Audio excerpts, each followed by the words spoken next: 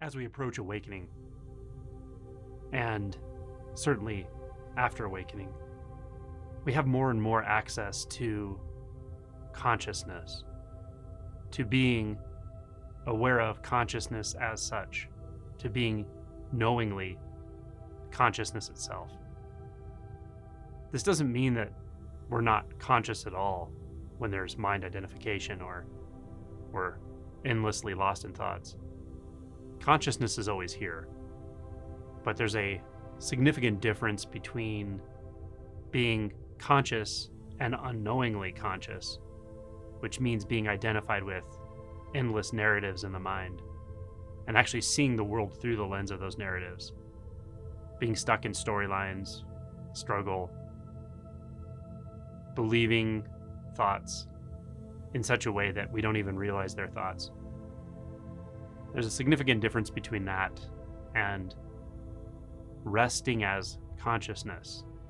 That's just a way of saying it.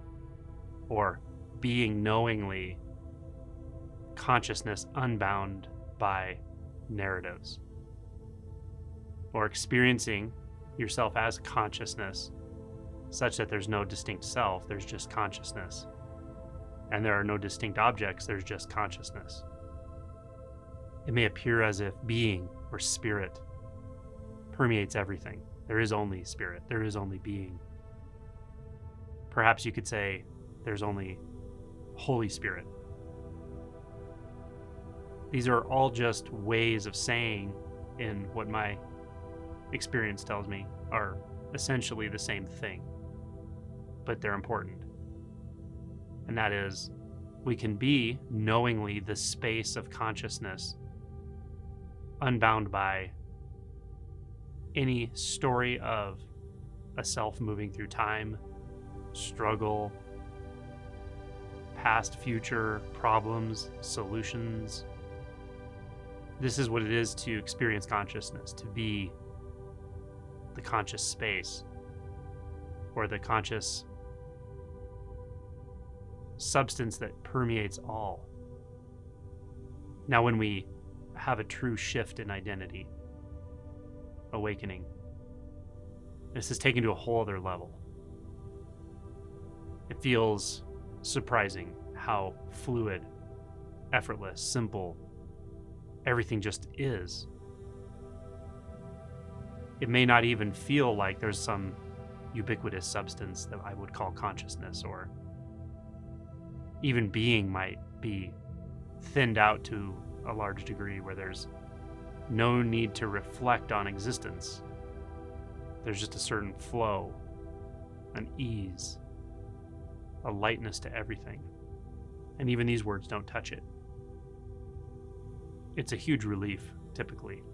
It's a relief from the burden of struggle, trying to be someone, always seeking, always caught up in status, always caught up in stories and narratives and feeling separate from life. We can sense that that's the case, but we don't realize how pervasive it is in our experience until it stops, until awakening occurs. This is a huge shift. It's a huge transformation.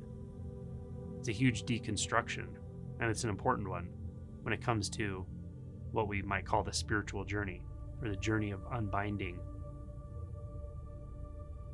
or the process of deconstructing the illusory identity of separation.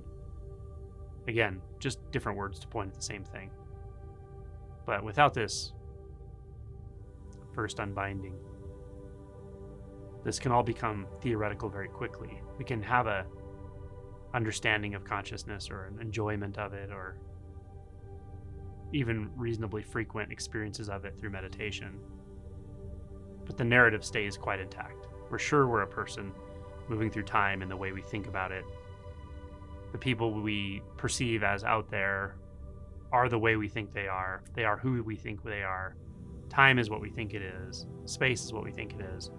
This all feels quite solid, even though it's made out of thought.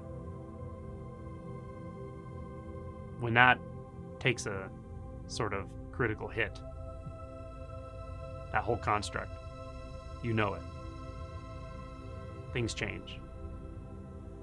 And they stay the same, but experientially, things change significantly. And from this place, this placeless place, through this lens of unbinding, through this lens of already unbound consciousness, everything can unfold naturally. The remainder of this process can unfold naturally, and it will, and it does. Except that we get in its way. We struggle against it. We want to wake up, but we don't want to wake up that much. We want to wake up. We want to feel unbound. We want to feel that bliss of pure consciousness, but we don't want to start to experience the non-separation that tells us that the emotions you're feeling are the emotions I'm feeling. There's no separation. We don't want the resistance patterns and the reactivity that we've been conveniently ignoring through the narratives to become impossible to avoid. We want to wait till later when we deal with those. That's what the mind tells us. But there's no later now. There's no avoidance now. So it's here. So trying to avoid it is really an act in futility, and it's also very frustrating, and it gets harder and harder. So don't do it. Just feel. Feel what there is to feel. If you don't know how to feel yet, many people don't, I didn't, you can ask yourself, well, what am I feeling? What is the emotion?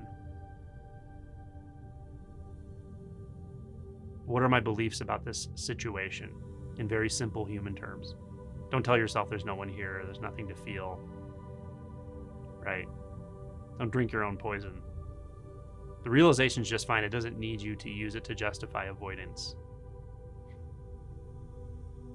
So the consciousness gives you the space to allow this repressed material to come up. So honor it. Be willing to experience it, feel it. It won't be comfortable, especially when we start working directly with resistance patterns, with reactivity. It's not comfortable. By definition, it's not comfortable, at least by the definition of the way the mind-identified world functions. But it's okay. It won't be continuously uncomfortable, but there will be times it's quite uncomfortable. Don't turn that into a story either, because that just makes things more confusing and ultimately more uncomfortable by dragging it out unnecessarily. So instead, just be willing to let this now take you wherever it needs to take you. If it takes you into contraction, so be it. It's fine. If it takes you into expansion, so be it. It's fine. If it takes you into feeling things you didn't know were there, or you didn't know you could feel, so be it. Just feel it. See it. Acknowledge. Integrate by not resisting. In one sense, there's nothing to integrate. It's already there. It's already integrated. Everything's already just how it is. But it's a kind of a convenient term for being willing to see the resistance patterns that make that which is naturally integrated obscured. And we cure that obscuration by just being willing to see, acknowledge, feel. No matter what the tone of that feeling is, comfortable or uncomfortable, pleasing or displeasing. Do we have to do anything beyond that? Acknowledgement, sensations. What does the body feel? Where are these sensations of discomfort? Where are these sensations that I'm feeling with jealousy, shame, pride? Go right down to the root. Feel where the sensations are. And then notice the reactivity that wants to crystallize or wants to emanate from those sensations.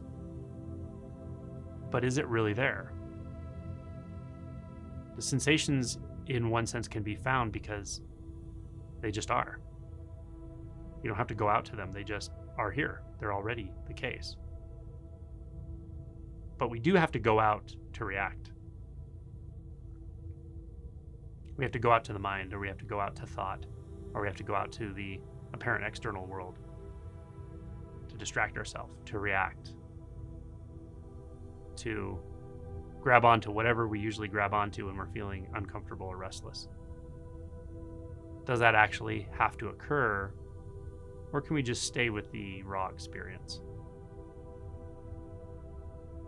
That's the work of acceptance.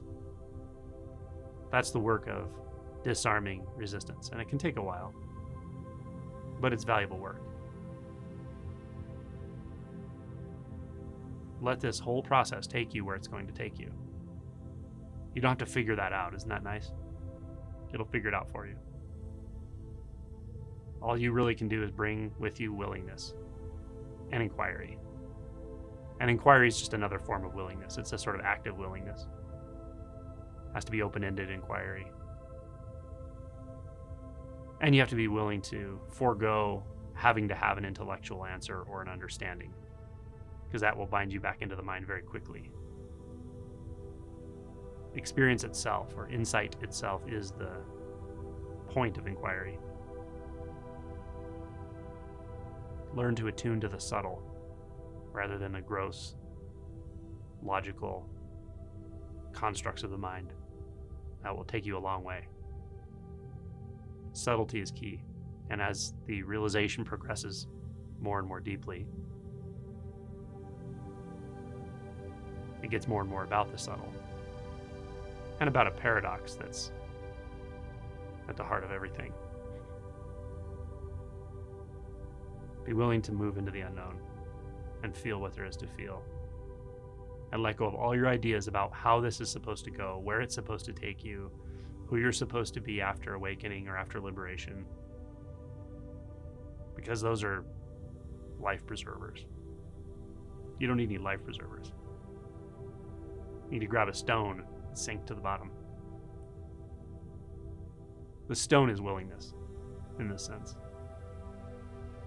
Talking about intelligence in this process, or with this process, can get sticky quickly, because a lot of people associate that with deities and gods and whatever.